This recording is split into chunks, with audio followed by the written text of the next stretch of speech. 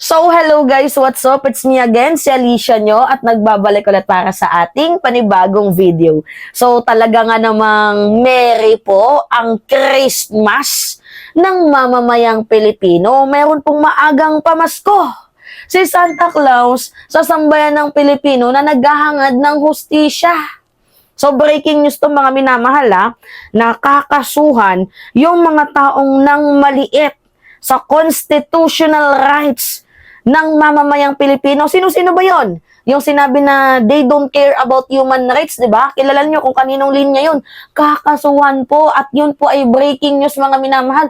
Kakasuhan din yung mga taong nagwaldas sa kaban ng bayan at ginamit lamang po sa kanilang mga personal na interes. Hindi man lang naawa sa mga taxpayer na katulad natin. Di ba ginagastos ninyo yung hindi nyo naman pera, ang kakapal naman ng mga pagmumukha ninyo.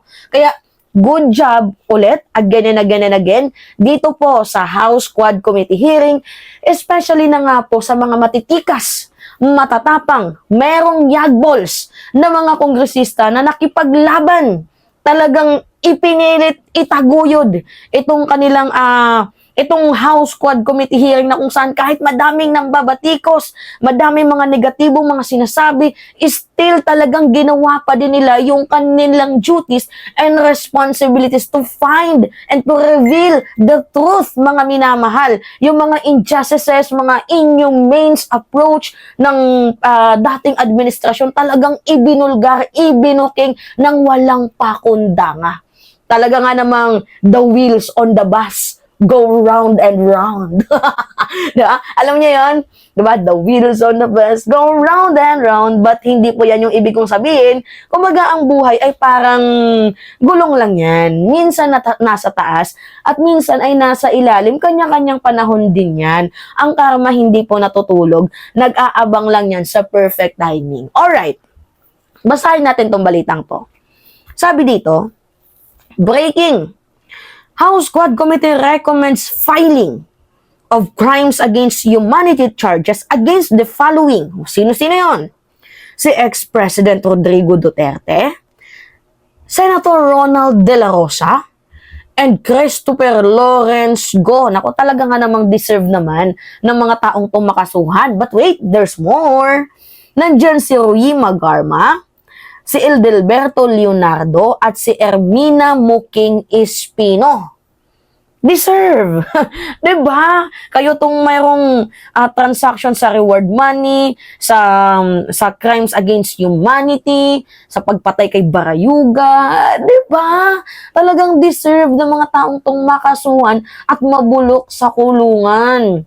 So, the Quad Committee also recommend charges versus conspirator in the killing of 3 Chinese nationals in the Davao Prison and Penal Farm in August 2016, ex-President Duterte and Garma, and Leonardo and Arthur Narzoles, and Superintendent Gerardo Padilla. I know you know the story about dito sa 3 Chinese men na pinatay doon sa penal prison farm. Kasi ang ano ko lang doon, mga minamahal, ang aking nakikitang senaryo doon, siguro kaya ata pinatay kasi merong mga nalalaman yung 3 Chinese na yun. Kung kaya't ayaw nilang mabuking, kaya pinatahimik na ata ni former President Duterte itong 3 Chinese na to. Or else, baka kakompetensya nila sa droga. Kasi according din naman kay kay Arturo Las Cañas, yung war on drugs sila, it is just a smoke screen lamang. At kagaya din ng sabi ni Montulfo, naniniwala siya na yung anak din ni former President Duterte, mga minamahal, na si Paulo,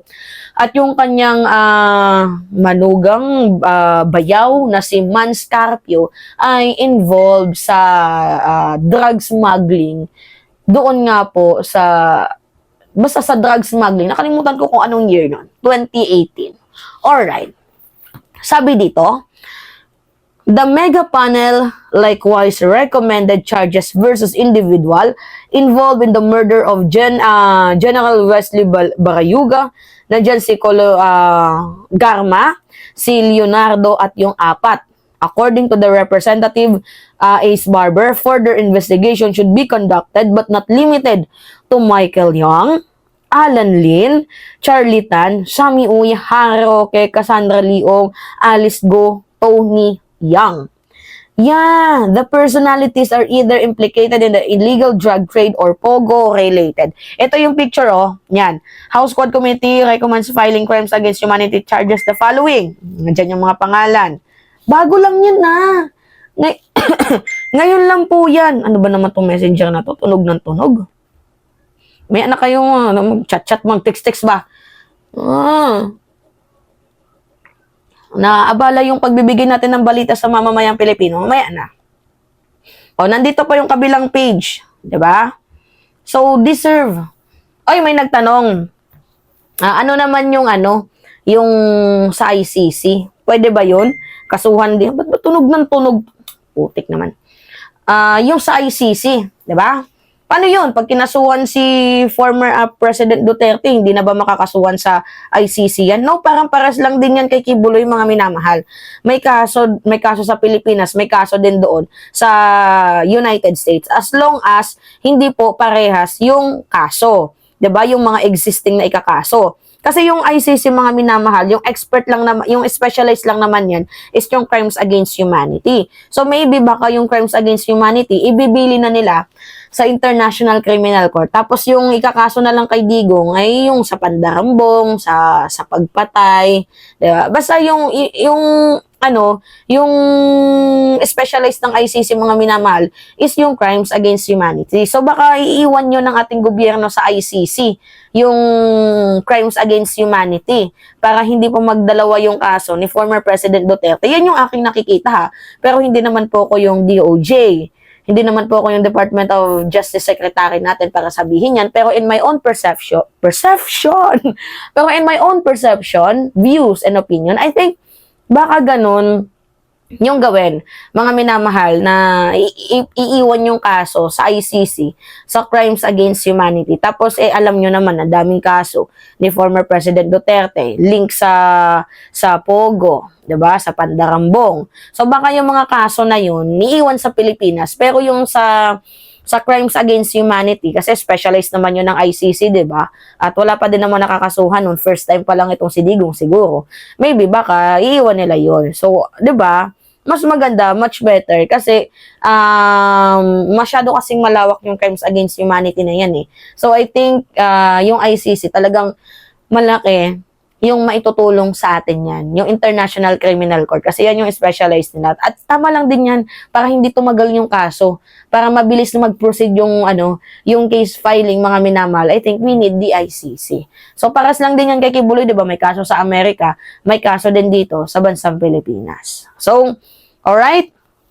So kayo, yung masasabi ninyo? Para sa akin, last comment ko, job well done sa ating mga kongresista dahil ang tatapang, ang gagaling, ang titikas, tumitindig kayo para sa mamamayang Pilipino. Actually, kahit madaming nang nagbabatikos, dito mga minamahal sa House Quad Committee hearing, pinagpatuloy lang nila yung kanilang gawain. Talagang binigay nila yung best nila.